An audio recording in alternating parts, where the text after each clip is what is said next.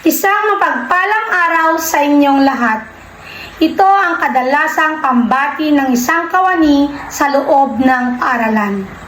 At kung sila'y inyong masasalubong kahit saan, ngiting kay ganda ang pambating bungad ang masisilayan. Hindi may kakailang sila'y tinanghal bilang kawani ng pinakamarangal na propesyon dahil hindi lang kaalaman ang kanilang hatid, pati na rin pagmamahal at inspirasyon. Kaya naman, hayaan ninyong bungad ko rin sa aking talumpati ay ngiti sa bayang bating isang mapagpalang araw sa inyong lahat, sapagkat ipinagmamalaki kong ako'y kabilang sa pinakamarangal na propesyon, ang kawaning naghahatid ng pagmamahal at inspirasyon. Kami ay guro kung tawagin sa lipunan, at ang aming papel na ginagampanan ay maging gabay ng ninuman para sa magandang kinabukasan. Guro, kami ay nilalarawan sa mga salitang masinop, matalino at masipag. Kilala rin kami bilang bayani, mga kawaning may malaking responsibilidad sa lipunan. Simulat sa pool, ang aming propesyon ay isang panata sa ngalan ng edukasyon. Kaya naman kami natututong maging malikhain, maging magaling, madiskarte at tapat sa tungkulin sa ngalan ng makalidad na pagkatuto.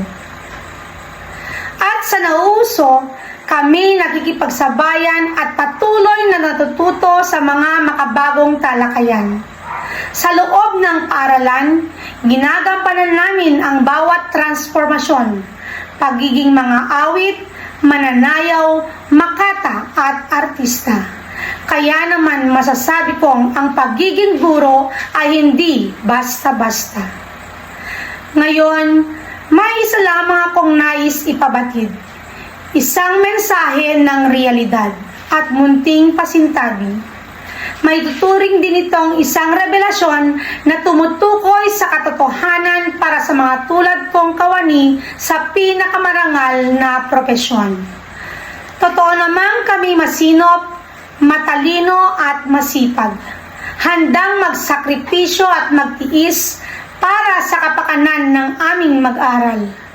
Ngunit hiling namin ay isang makabuluhang sistema na nagbibigay diin para sa aming mental at psikolohikal na kalinga. Hindi may kukubling patunay ang social media sa mga gurong nagbabatid ng kanilang pagkapagod, mga gurong na panghihinaan, nadidismaya at nahihirapan sa kanilang tungkulin. Kaya naman, siguro'y panahon na upang paigtingin ang mga programang tumutulong upang pagtibayin ang mental at psikolohikal na aspeto ng mga guro. Marahil sa napakalaking pagbabago at patuloy na pag-usbong ng sistema ng edukasyon, napakahalagang suriin ang kapakanan ng bawat guro. Mahalagang sila'y masiguradong handa sa hamon, may sapat na lakas, mapayapang isipan at nasa maayos na kalusugan at kalagayan. Gayunpaman, ako'y naninindigan na ang mga guro ay patuloy na makikipagsapalaran. Sa aking kapwa guro, hindi matatawaran ang ating malasakit at sakripisyo, kahit paminsan nahihirapan. At sa mga pagkakataong napanghihinaan ng loob, naguguluhan ang isip, napapagod o nadidismaya, pakatatandaan na tayo pa rin ang magkakasangga. Maging bukas ang bibig sa anumang problema at humingi ng patnubay at gabay sa Panginoon, kaibigan at pamilya. Alam kong hindi madali ang napili nating propesyon. Ngunit ako'y naniniwala na makakaya natin ito. Patunay ang umaapaw nating dedikasyon. At ako'y umaasa sa mga programa at pagpapaunlad ng sistema sa antas ng edukasyon upang mapaigting at may parating ang kalinga para sa kapakanan ng mga kawaning hindi matutumbasan ng serbisyo para sa bansa.